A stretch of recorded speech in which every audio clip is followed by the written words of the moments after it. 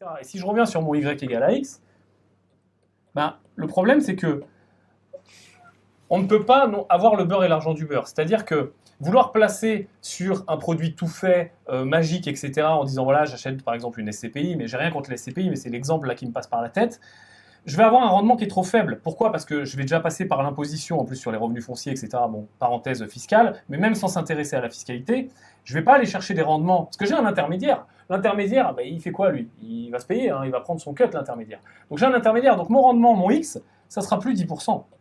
Je vais avoir un 6, un 4, je vais être dans ce délire-là. Et donc, le problème, c'est que si je reviens sur mon fichier, bah, on l'a calculé à 10%.